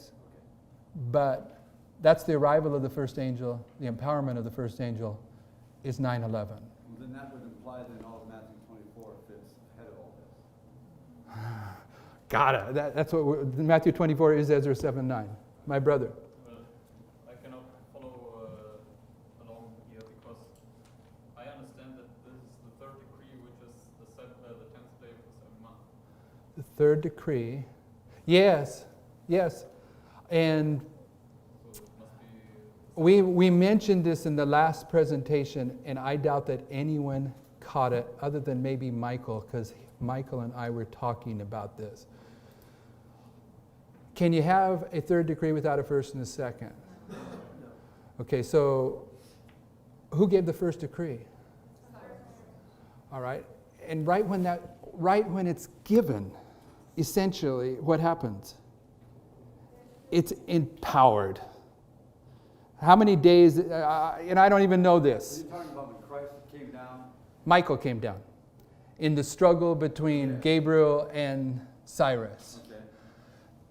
So we're seeing the empowerment of that message virtually at the time of the end. So there is a blending of the messages. State your concern again here, so I follow your logic. Yeah. Pardon me? That is okay. I get your reasoning now, but Tell me it again, because I forgot it. I want to. no, it's just like because the fulfillment back then it's the 10th day of the 7th month, 457 BC, right? Yes. Back then. So So what I thought is then, well, it typifies the Sunday law, but it makes no sense really in this sequence to place it in the Sunday law. to place what? If he placed it at the Sunday law like he's thinking, then it makes no sense. So he's saying it's got to be before the Sunday law, but he understands that the third is fully completed at the 10th month. I get what you're meaning. The third decree. How can the third decree be the Sunday law? Yeah.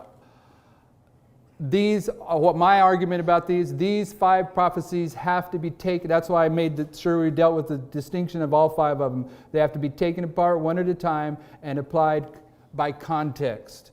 The first 49 years, Nehemiah is associated with that. He is the one that's associated with finishing the streets and the walls in troublous times.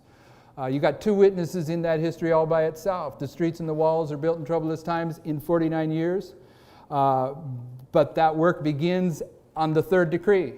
So you got 3 decrees, then 49 years, and that first prophecy is done. And when Nehemiah comes to do that work, he takes 3 days to do a circuit around Jerusalem and check things out, and then it takes him exactly 49 days to finish the work. So you got a 52-day period that has been typified by the 3 decrees and 49 years. And you have Pentecost, which you begin the marking for Pentecost after the 3 days of Passover. It goes 49 days, touches the 50th. You got several witnesses that Nehemiah's work of the first 49-year prophecy is an independent prophecy by context, and it concludes when? At the Sunday law, it's Pentecost. That first prophecy of the 2300 years is pointing you to Pentecost. And it's going to begin at the going forth of the commandment. I'm saying the going forth is the time of the end, but I won't argue if it's the empowerment of 9/11 because they're both the first angel's message. Then you have, and we're bringing this to a close because of time, then you have 70 weeks. What happens at the end of the 70 weeks? Stephen stoned. But what's the verse? What happens in the verse? Know therefore and understand from the going forth, 70 weeks are determined, cut off. Okay, so upon thy people in thy holy city. What is that emphasizing? A probationary time for who? People of God. So when's the people of God's probationary time end? Sunday law. But what happens at the end of this 70 weeks? In history? It goes to the Gentiles. But what happens there? Pardon me? The stoning of Stephen. And what happens when Stephen is stoned? Michael stands up. So you got 2 ways you can look at this one, the end of this one, do you not? Which is it? What are the 2 ways? One's the close of probation for mankind, and one is the close of probation for God's people. One's the Sunday law, and one's when Michael stands up. Is that acceptable to have 2 applications to one symbol? But what does that prove? It proves the 70 years is a symbol. The 49 years is a symbol. The week that he came to confirm the covenant is a symbol. What begins the week? His baptism. What's that? 9/11. And it goes till when? It goes till Stephen's stoned. With the close of probation. But you can also take it to the cross, can you not? Then what's the midst of the week if you take it to the cross? The midnight cry. Right? So that symbol has at least 2. Are you all with me? Are we losing some of you? Well, then the 70 years, you got to throw it in there. We just did. Oh, what 70 years? We just did. The 70 weeks, the 409 years? No, the space of one king. No. We're dealing with the 2300 days. So which one have we left? The 2300 years? Okay.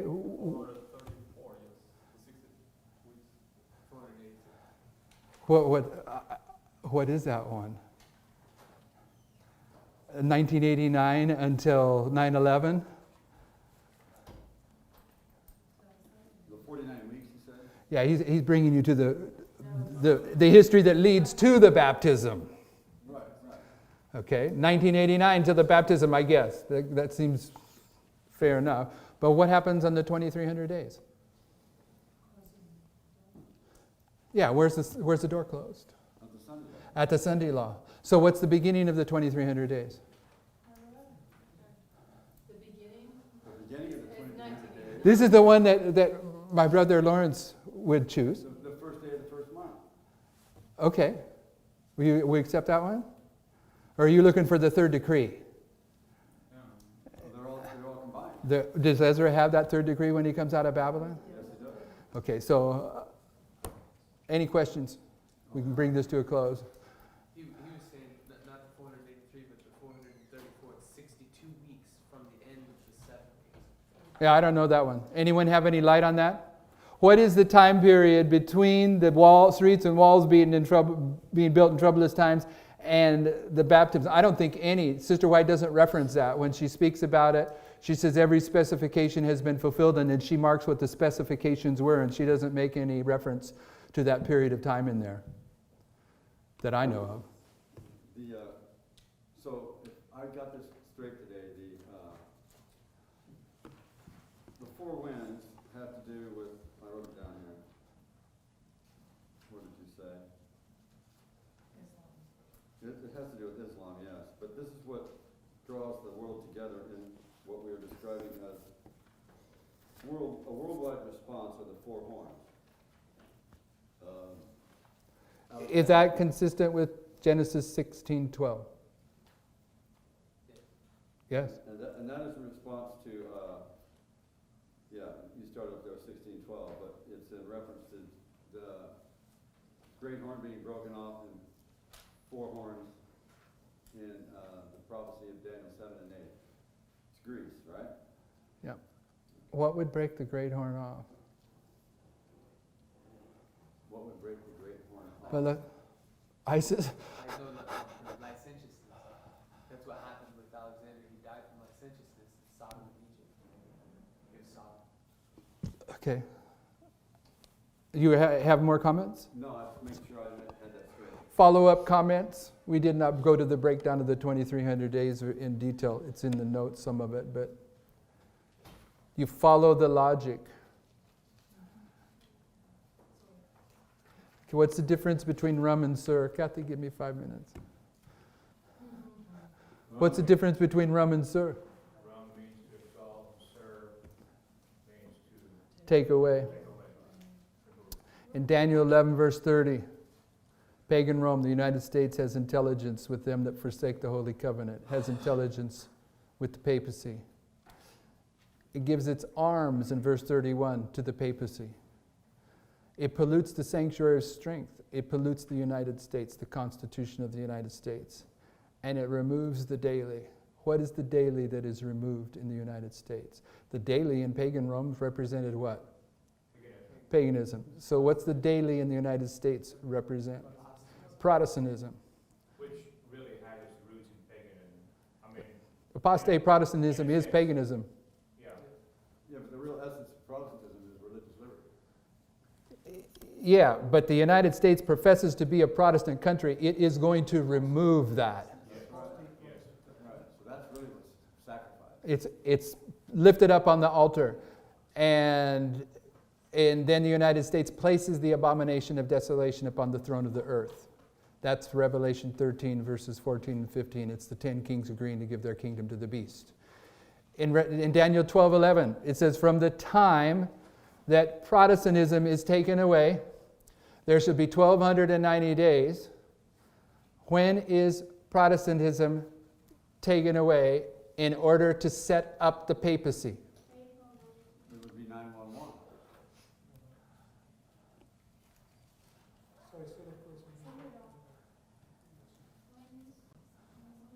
It has to be at the midnight cry. Protestantism is taken away at the midnight cry. That would mark up. Why do I say that? Yeah, why do you say that? Okay, from 508 to 530, More fanaticism from 508, at midnight crying in the Millerites. okay, Fanaticism yeah, that ended. all right. From 508 to 538, you have 30 years that the papacy is being set up. In 508 to 538, you have the transition from Pergamus to Thyatira. Okay? From pagan Rome to papal Rome. Pergamus is the church, is the history where the falling away takes place, that the man of sin would be revealed in Thyatira. Judas is a symbol of Pergamus. He falls away. He's illustrated as falling away as Christ is on the way to the cross, where he and Barabbas are going to be manifested. When Judas sells out Christ, how many coins does he cast back to the Sanhedrin? 30. The 30 is marking the period of the setting up. The falling away is 508. The setting up is between 508 and 538. And the falling away is marking the waymark that precedes the Sunday law. It is the midnight cry. It is at the midnight cry that the United States eliminates Protestantism. How? By the image test. Yes. What do? They're going to speak. That's right. They are going to begin the first Sunday laws. Any movement for Sunday legislation is an act of homage to Rome. Protestantism is dead at the midnight cry. Judas is casting his 30 coins. We have reached 508.